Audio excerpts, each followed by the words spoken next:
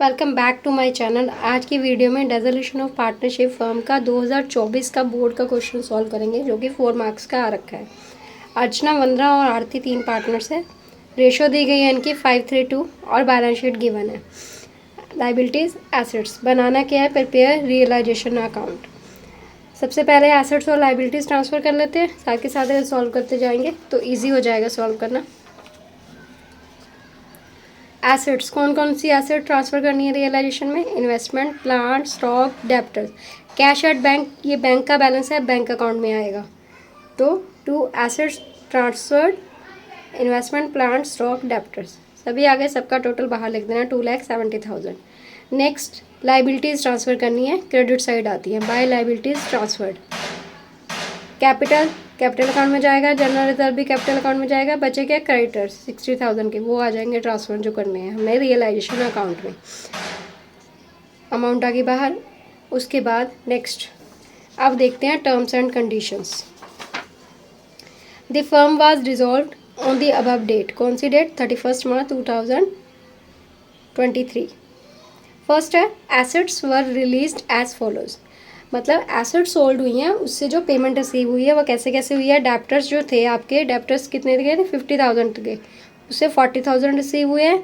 Stock कितने का था? 40,000 का, उससे 50,000। एंड प्लांट से 60,000। प्लांट की अमाउंट कितनी थी? 1 लाख का था, 60,000 का सोल्ड हुआ है। जब एसेट सोल्ड होती हैं तो उस टाइम पे क्रेडिट साइड में आता है रियलाइजेशन अकाउंट में बाय करके, बाय कैश या बैंक अकाउंट। तो debtor, stock, plant 40, 50 and 60। By bank account, debtor, stock, plant 40, 50 and 60, total 1,50,000। Clear होगी फर्स्ट वाली ट्रांजेक्शन। उसके बाद next 25% of investments were taken over by Vandana at ₹18,000। जो टोटल इन्वेस्टमेंट है उसकी 25% जो है वो टेक ओवर किसने करी है? वंदना ने।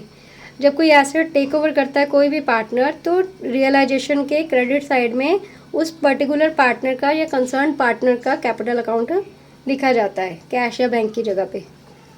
तो आ जाएगी entry by Vandana's capital account, 25% investment taken over.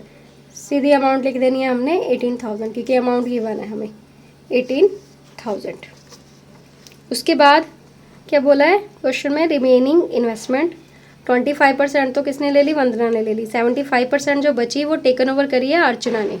अर्चना ने टेकन ओवर करी है 75% जो इन्वेस्टमेंट बची है, 10% less than it's book value.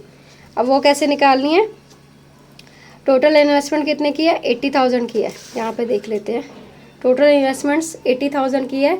इसका पहले हम निकालेंगे 75% जो टेक ओवर करा है, फिर उससे अमाउंट निकलेगी कितनी अमाउंट में उसने टेक ओवर करी है। तो बाय अर्चनास कैपिटल अकाउंट, क्योंकि अर्चना ने टेक ओवर करी है।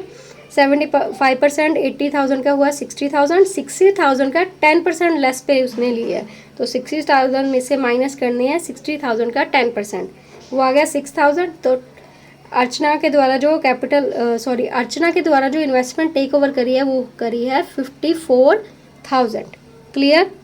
उसके बाद next last expenses of realisation ₹20,000 were paid by Aarti, मतलब फर्म के रियलाइजेशन के एक्सपेंसेस है, बोर्न बाय फर्म है, पेड बाय पार्टनर है।